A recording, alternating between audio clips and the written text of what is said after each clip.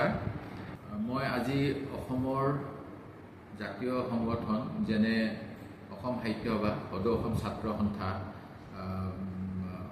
All Assam tribal league আৰু বিভিন্ন দল সংগঠন ৰাজনৈতিক দল অসম গণ পৰিষদ অসম জাতীয় পৰিষদ অথবা জামিয়াত উলামাই হিন্দ এই সকলোলৈকে এখন পত্ৰ প্ৰেৰণ কৰিছোঁ।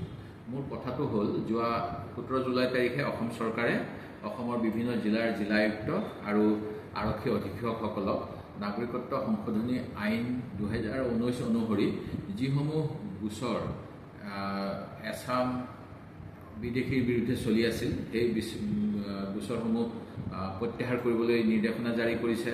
লগতে ইতিমধ্যে বিদেশী চিহ্নিত হোৱা ফৰেনাৰ ট্ৰিবিউনেলৰ দ্বাৰা যি প্ৰায় 70,000 ব্যক্তিক বিদেশী বুলি চিনাক্ত কৰা হৈছিল তেওঁলোকৰ কেছসমূহ ড্ৰপ দিবলৈ কৈছে আৰু 2014 চনৰ 31 ডিচেম্বৰলৈকে এছাম ব্যক্তিয়ে যদি নাগৰিকত্ব বিচাৰিছে তেখেতসকলক নাগৰিকত্ব দিবলৈ কৈছে। আমি জানো বাংলাদেশত বিভিন্ন ধৰণৰ ঘটনা ঘটি আছে যাৰ ফলত কিছু হিন্দু ব্যক্তিও শৰণাৰ্থীৰ মৰ্যাদা বিচাৰিব পাৰে, কিন্তু অসম চুক্তি উলংঘা কৰি তেখেতসকলক অসমত বসতি কৰিবলৈ দিয়াটো অসম চুক্তিৰ প্ৰতি অপমান হ'ব আৰু এনে কৰিলে অসম চুক্তিৰ আত্মাক আঘাত দিয়া হ'ব। আমাৰ অসমৰ ব্ৰহ্মপুত্ৰ আৰু বিভিন্ন নৈৰ খহনীয়াৰ বাবে আমি বহুত মাটি হেৰুৱাব লগা হয়। আজি অসমৰ বহু ব্যক্তিৰ নিজৰ ঘৰ বনাবলৈ মাটি অথবা খেতি কৰি নিজৰ পৰিয়াল পুহিবলৈ মাটি নাই। তেনেস্থলত যদি নতুনকৈ অহা এছামক মাটি দিব লগা হয় তেনেহ'লে নিশ্চিতভাৱে আমি আমাৰ নিজৰ পুৰণা মানুহখিনিৰ যিবিলাক অধিকাৰ দিব লাগে সেই অধিকাৰৰ পৰা বঞ্চিত কৰিব লাগিব।